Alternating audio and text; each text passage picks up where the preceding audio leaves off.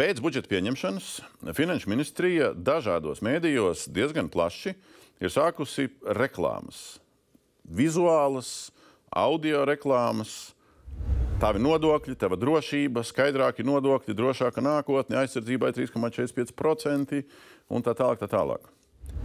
Nav manīta reklāma, ka tavs nākotnes pensiju kapitāls turpmākos 4 gadus būs nevis 6% no iemaksām, bet 5% mazāks. Nav manīta reklāma, ka tavu kapitālu pieaugumu apliksim ar augstāku nodokli nekā līdz šim. Tās ar lietas ir pieņemtas budžetā nodokļos. Nākamgad veselībai nebūs solītie 12%. Arī nav šādas reklāmas. Man tas rada jautājumu, kas notiek.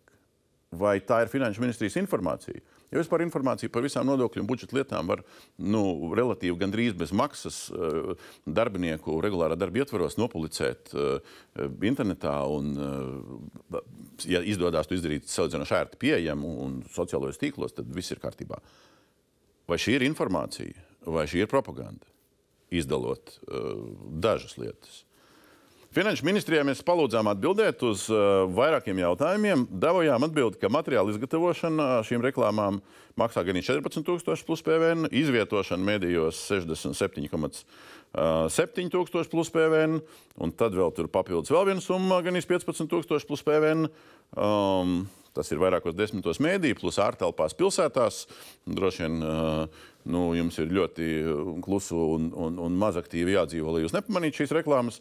Kopā tā summa ar PVN ir krietni pāri 100,000 eiro.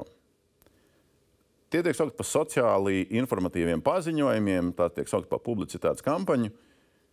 Jautājums gaužām vienkārši. Vai tiešām pie tā visa, kas mums nav budžetā nofinansēts, šādi budžeta izdevumi ir racionālākais un efektīvākais nodokļu maksātāju naudas izlietojums?